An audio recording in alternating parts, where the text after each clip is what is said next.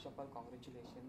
Trailer को बहुत ही huge response मिल रहा है फ़ैन और इंडस्ट्री दोनों से। तो कैसा पहला महसूस करेंगे बताइए। मैं बहुत खुश हूँ क्योंकि जब आप एक कंटेंट पे हाई फिल्म बनाते हैं और आप कुछ नया करने की कोशिश करते हैं, आपको जो ऑब्स्टिकल्स फेस करने पड़ते हैं ना वो बहुत बहुत हाई होते हैं। ये मेन स्ट्रीम फिल्म है और लेकिन लव स्टोरी नहीं है। तो जब आप कुछ अलग करने की कोशिश कर रहे हैं आपको हमेशा चैलेंज, लेकिन जब आपको अपनी फ्रेटर्निटी से इतना प्यार मिलता है तो तो आपको लगता है कि आपने कुछ तो सही किया होगा लाइफ में, या कुछ सही कर रहे हैं या सही दिशा में जा रहे हैं। ओके, तो मैम आपके कैरेक्टर के बारे में पहले बताइए। अच्छा, सॉरी। मेरे किरदार का नाम है प्रीत और ये पेरिस से पढ़ाई करके आई हैं, आर्किटेक्ट हैं, कहरी सिंह की सुपुत्री हैं। कहरी सिंह इन्हें बहुत बेइंतहा प्यार करते हैं। इनकी मदर का नाम है कर्मा देवी। कहरी सिंह और कर्मा देवी के 3 बच्चे हैं, निक्की सिंह, प्रीत और चिंटू। निक्की सिंह है अक्षय ओबरॉय, चिंटू है आशीष वर्मा। हमारे फिल्म में और आमिर बशीर सर हैं और हमारे फिल्म में श्रीनिवास भी है। बहुत बहुत बेहतरीन कलाकार है। पंकज त्रिपाठी जी कहरी सिंह हैं, शालिनी वत्स कर्मा देवी बनी है। तो ये फिल्म जो है ये कहानी है इनकी कॉम्प्लेक्सिटीज़ के बारे में, जो परिवार के जो डार्क एरियाज़ हैं ये कैसे इनके लिए प्ले आउट होते हैं। कैसे जब एक पेट्रियार्कल सोसाइटी में कोई बेटा बड़ा होता है उसे लगता है कि ये उसका हक है, और बेटी का सब होते हुए भी उससे वो एंटाइटलमेंट नहीं है। किस किरदार का सबसे बड़ा प्लस पॉइंट ये है that this girl does not suffer the sense of entitlement, and she's so correct about how she wants to go about to bring about a change. Actually प्रीत बहुत ज़्यादा एस्पिरेशनल कैरेक्टर है। इसे एक बदलाव लाना है, इसे वाटर रिजर्व्स करने हैं, इसे फॉरेस्ट कंजर्व करने हैं, इसे अपने काम के द्वारा आर्किटेक्चर में अपने उसे बदलाव लाना है। पर इसके जो पिताजी हैं वो इतना वायलेंस है इस परिवार के अराउंड, इनकी दुनिया में, कि वो थोड़ा समझ कर चलती है कि किसी की जान ना चली जाए, किसी का कुछ बुरा ना हो जाए, कुछ गलत ना हो जाए किसी के साथ। क्योंकि जो पिता है वो इसको इतना प्यार करते हैं, अगर ये किसी के खिलाफ कुछ कह देगी तो वो तो उसी वक्त उसको कुछ ना कुछ हो ना जाए उसके साथ, तो वो बहुत सोच समझ कर बात करती है।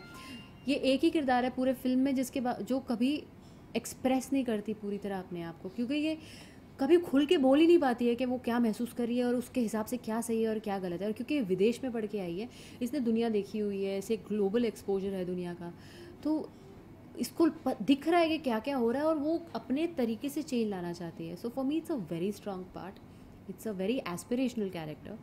क्योंकि अगर हर कोई प्रीत की तरह सोचने लगा तो world will be a great place to live in. Movie में ट्रेलर में दिखाया है कि वो पिताजी एक लड़की ऊपर ज़्यादा लक अनलक के ऊपर बात की गई है। तो क्या आप मानते हैं वहाँ पर कहा अनलक या लकी? क्योंकि हमारी इंडस्ट्री में बहुत जन मानते भी है ये चीज़ पर। देखिए, मेहनत is the biggest luck factor. और मुझे ये जो कहरी सिंह का किरदार है, ये इसकी प्रीत की भी यही बैक स्टोरी है फिल्म में, जो मैं भी रिवील नहीं कर सकती हूँ। जब आप फिल्म देखेंगे तो आप इसका कारण समझेंगे कि लकी और अनलकी क्यों कह रहा है वो, which is a surprise in the film. अभी ज़्यादा मैंने आपको बताया नहीं है क्योंकि इट्स अ सस्पेंस थ्रिलर, तो वो सारा मज़ा निकल जाएगा फिल्म देखने का। मैं तो ये कहती हूँ कि आपकी मेहनत बोलती है। अगर आप अच्छे हैं तो आप कहीं भी दुनिया के किसी भी कोने में कोई भी काम करें, आपको सही लोग नोटिस करते ही करते हैं। मैं अपने एक्सपीरियंस से कह सकती हूँ, मैंने कभी उम्मीद नहीं की थी कि मुझे इतनी पॉपुलैरिटी मिल जाएगी टेलीविज़न में, और मैंने कभी वो एंटाइटलमेंट भी नहीं रखा था कि मुझे मिलनी चाहिए। मैं उस माइंडसेट से ही नहीं आई थी। मैंने सोचा था चलिए अभी जा रहे हैं, अभी देखते हैं क्या होगा। जैसे जैसे दिन ब दिन प्रोग्रेस होगी वैसे वैसे I will keep taking each moment and each day as it comes. तो वो आदमी मेहनत करते करते करते करते आज मुझे 8 साल हो गए हैं काम करते करते, आज मेरी पिक्चर आ रही। तो यू नेवर नो कल को क्या होने वाला है ना। आप कैसे कह सकते हैं कि आप कल मैं ऐसा ही करूँगा, कल यही होगा। और कितनी बार आप किसी को लकी बोल देते हैं और फिर वही आदमी आपके साथ गलत कर देता है किसी को आप अनलकी मानते हैं, वो आपकी सबसे बुरे वक्त में मदद कर देता है। How can you be so sure? So ma'am, ये आपकी थर्ड मूवी है, तो कितनी आपने तैयारी की थी और कितनी डिफ़िकल्टी फेस की थी ये रोल के लिए आपने? बहुत मेहनत की। डिफ़िकल्टी तो हर जगह होती है, डिफ़िकल्टी तो सर्वाइव करने में भी है लाइफ में। तो हमने मुझे जब अक्टूबर एंड में मुझे ऑन बोर्ड लिया गया इस फिल्म के लिए, और मेरा बस चलता तो मैं पहले गुड़गांव जाती, गुड़गांव में रहती, गुड़गांव के दुनिया को समझती। उसके बाद में मैं पेरिस जाती, पेरिस में एक्सप्लोर करती कि क्या आर्किटेक्चर यूज़ होता है पेरिस में, कैसे बिल्डिंगें बनाई जाती। मैंने वो सब देखा लेकिन इंटरनेट पर। और मैं डायरेक्टर से कह रही थी कि आपने मुझे बहुत बहुत लास्ट मिनट पे ऑन बोर्ड लिया है, बट अब नंदलेस हमारी टाइमलाइंस ही कुछ ऐसी थी।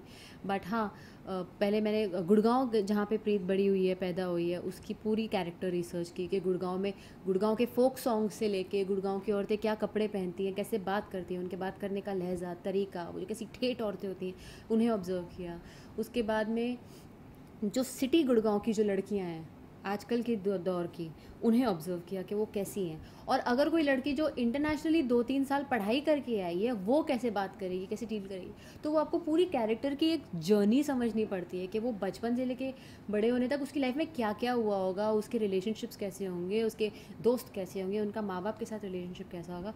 तो बहुत मेहनत जाती है किरदार में, और सब एक्टर्स करते हैं इसे। आज सुबह इंडस्ट्री से पहले देखा जाए तो रणवीर सर ने ट्वीट किया है, अमिताभ बच्चन जी ने भी किया है, तो कैसे महसूस कर रहे हैं बटरफ्लाइज, क्या क्या महसूस कर रहे बहुत हैं? खुशी महसूस हो रही है। I have extreme gratitude towards them.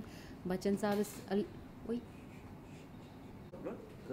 हाँ, तो मैम अमिताभ बच्चन जी की भी आई है ट्वीट, तो कैसा महसूस कर रहे हैं? बटरफ्लाई स्टमक पे उड़ रहे, क्या क्या फील कर मैं रहे बहुत खुश हूँ, आई एम ऑनर्ड। बच्चन साहब ने गुड़गांव के लिए ट्वीट किया, रणवीर सिंह ने किया, इरफान सर ने किया, Irfan sir legendary again, Ayushman ने किया। कितने लोगों ने इतना प्यार दिया इस फिल्म को, और बाकी जो मेरे टीवी फ्रेटर्निटी के वे सारे सारे लोगों ने ट्वीट किया। I am feeling so happy and I am feeling so loved, you know, and I am feeling very happy. Ma'am आपने स्मॉल स्क्रीन से एक डेब्यू की थी, अब मूवी करने जा रहे हैं, तो बहुत से ऐसे कलाकार हैं जो मूवी से जो फिल्म में आते फिर वापस नहीं आते, उनकी थोड़ी इमेज के हिसाब से सूट नहीं करती, तो आप करना चाहेगा अगर वापस आपको ऑफर ये किया जाए तो? टेलीविज़न मेरा पहला प्यार है, और मैं टीवी को कभी मना नहीं किया और ना कभी करूँगी। मैं जो भी हूँ टेलीविज़न की वजह से हूँ। तो मुझे नहीं लगता कि मेरी इमेज टीवी करके ख़राब होगी। मेरी टीवी से ही इमेज बनी है, और मैं टीवी तो कभी नहीं छोड़ूंगी। टीवी से मैं बहुत प्यार करती हूँ। लेकिन हाँ, डेली सोप शायद क्योंकि वक्त की कमी के वजह से मैं शायद ना कर पाऊँ, लेकिन किसी ना किसी तरीके से तो मैं जुड़ी रहना चाहती हूँ, क्योंकि फिल्में भी करूँगी, टीवी भी करूँगी, थिएटर भी करूँगी। सब आर्टिस्ट तो सब जगह काम करता है ना। आप ऐसे कैसे कह सकते हैं कि माध्यम गलत है? अगर आपको माध्यम में कमी नज़र आ रही है, वो कमी आपके अंदर है माध्यम की गलती नहीं है। आजकल सभी कलाकार खुल के बात करें नेपोटिज्म के ऊपर, तो आपके क्या, क्योंकि आप भी एक फैमिली बैकग्राउंड से आई है, फिल्मी बैकग्राउंड से, आपके मामा हो गए, आपके भाई हो गए, आपके कजन सभी है, तो आपका उसके ऊपर क्या टेक है? देखिए, हमारे परिवार में मैं तो यही कह सकती हूँ, हम सबने खुद मेहनत की है। आप किसी का भी करियर उठा के देख लीजिए। मेरे जो नाना थे श्री अरुण कुमार आहूजा जी, मेरी नानी निर्मला देवी जी, उसके बाद श्री कीर्ति कुमार जी, गोविंदा जी, मेरी मदर कामिनी जी, मेरे फादर प्रवीण खन्ना जी, कृष्णा, विनय, अमित, नर्मदा, यश, मैं, आरती, यू नो, सब सब अपनी मेहनत से आए हैं। आज तक कृष्णा ने मेरे लिए कोई कॉल नहीं लगाया है, ना मैंने कृष्णा के लिए कॉल नहीं लगाया। इनफैक्ट मैं तो कभी ऑडिशन देने भी जाती थी तो मैंने कभी कहा भी नहीं कि मैं ऐसे परिवार से आ रही हूँ या आ रही हूँ, क्योंकि ज़रूरत नहीं है आपको बोलने की। अगर आपका काम सही है तो आपको ज़रूरत ही नहीं पड़ेगी इन सब चीज़ों की। और ये सब बोल के मुझे लगता है कि आपको ऐसे कुछ काम मिलने की कोई गारंटी तो है नहीं। You know, eight the end of it आपका ऑडिशन पहुँचेगा डायरेक्टर के पास और कास्टिंग डायरेक्टर और राइटर के पास, वो आपकी कला को देख के डिसाइड करेंगे। तो I am completely against this. I don't think anybody should suffer the entitlement of being an artist, because ये बिजनेस नहीं है। अब ठीक है, आपका एक बिजनेस वेंचर है, एक ऑर्गेनाइजेशन है, आप उसके लिए पढ़ाई करते हैं, वो जैसे अपने बच्चों को सिखाया जाता है। आर्टिस्ट आप किसी को बना नहीं सकते। आर्टिस्ट या तो आप हैं या तो आप नहीं हैं, या तो आपकी लाइफ की जर्नी तैयार डिसाइड करती है कि आप कितने अच्छे कलाकार बन सकते हैं, आप कितना ट्रेनिंग करें एक्टिंग में। Acting is prime importance. तो जितने भी जो एक्टर बनना चाहते हैं वो एक्टिंग पे कंसंट्रेट करें, और कुछ है ही नहीं इसमें। अब नवाज़ जी इतने अच्छे एक्टर हैं, इरफान सर इतने अच्छे एक्टर हैं, बच्चन साहब कितने बड़े बड़े लेजेंड्स हैं, ये सब एक्टिंग के बलबूते पे और अपने बलबूते पे इन्होंने जो भी हासिल किया है। तो it's all your talent and it's your hard work. There is no other logic to this and no other rule to this. कोई अगर आपको कुछ बोल रहा है तो वो गलत गाइड कर रहा है। मैम आपने जब भी सोचा था एज अ डेब्यू करने, तो आपने किसी ने राय ली थी या गोविंदा जी की या किसकी? नहीं, मैंने कभी ऐसे अच्छा, राय टिप्स नहीं मांगी। कुछ? नहीं, मैं हमेशा मिलती हूँ, हम काम के बारे में तो बात भी नहीं करते हैं। मैं उनसे हमेशा पूछती, वो मुझे लाइफ के बारे में सिखाते हैं कि लाइफ में जीना सही तरीके से कितना ज़रूरी है। बिकॉज आप जो एक्टिंग कर रहे हैं वो आपका प्रोफेशन है। At the end of it, life on the whole is not just your profession. I have a life, I have a family, I have mind, body, health. सबसे इम्पॉर्टेंट इज़ हेल्थ। तो जब मैं अपने परिवार वालों से, specially Chichi मामा के साथ, मेरी सबसे ज़्यादा बात तो हेल्थ और फिटनेस को ही लेके होती है। तो हमारी सबसे ज़्यादा ये इज़ ऑलवेज है, तो इतनी पतली होगी, बड़ी अच्छी लग रही है, क्या खा रही है, क्या पी रही है, क्या रनिंग कर रही है, क्या वर्कआउट कर रही है। हमारे तो यही सब बातें चलती रहती हैं क्योंकि हमें हेल्थ की बड़ी बड़ी इंपॉर्टेंस है लाइफ में। ओके, लास्टली मैम अपने फैन को क्या कहना चाहिए, आपके मूवी के थ्रू क्या कहना चाहिए? मैं कहना चाहूँगी कि प्लीज़ हमारी फ़िल्म आके देखें 4 अगस्त को आपके नज़दीकी सिनेमाघरों में, गुड़गांव। बहुत बेहतरीन फ़िल्म बनाई है। शंकर रमन जी हमारे जो डायरेक्टर हैं, बहुत बहुत काबिल व्यक्ति हैं और इन्होंने बहुत प्यार से एक फ़िल्म बनाई है और ये डिज़र्व करती है एक सिनेमैटिक एक्सपीरियंस, क्योंकि इसकी साउंड, इसके विजुअल्स, इसकी जो परफॉर्मेंसेज हैं, ये थिएटर में देखने से बनते हैं। ये आप वैसी टाइप की फ़िल्म नहीं है कि आप बोलें कि मैं घर पे देख लूँगी या जब टीवी पर आएगी देख लूँगी, यू नो, क्योंकि फिर आप वो एक्सपीरियंस मिस करेंगे। जो एक एक इफ़ेक्ट जो होगा ना आपको, जब वो साउंड आएगा तो आपको कैसे वो, it's a cinematic experience. You must watch Gurgaon. Thank you. Thank you. Thank you.